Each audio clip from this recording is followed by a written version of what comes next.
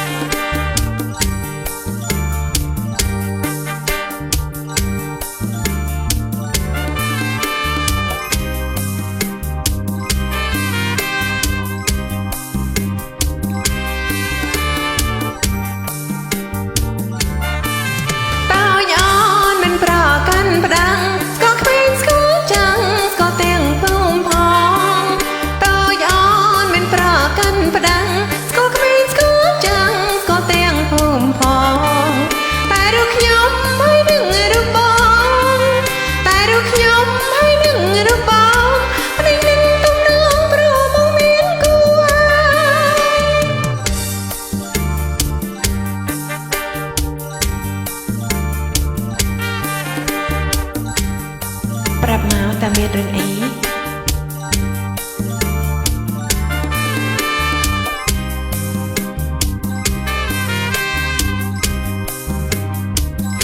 ខ្ញុំមិនចាយក៏មកឆ្លើយបោកប្រា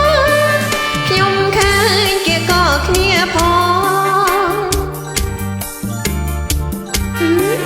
ខ្ញុំឃើញគេក៏គ្នាផង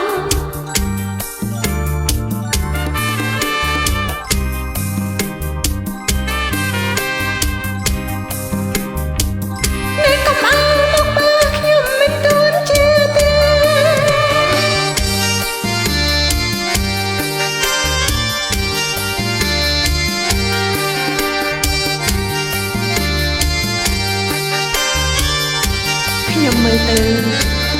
ដូចមិនមែនក្មួយរបស់បងទេ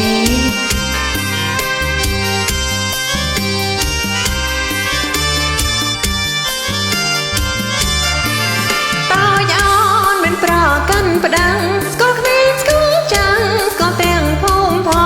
ងតើយ៉ានមិនប្រកាន់ផ្ដាំងស្គាល់គ្មានស្គាល់ចាំងស្គាល់ទាំងភូមិផងតែរូបខ្ញុំហើយនឹងរូបបង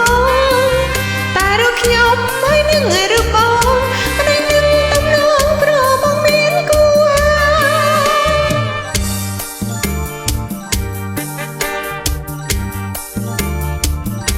មិនសង្ស័យណាឃើញពិតប្រកបណាស់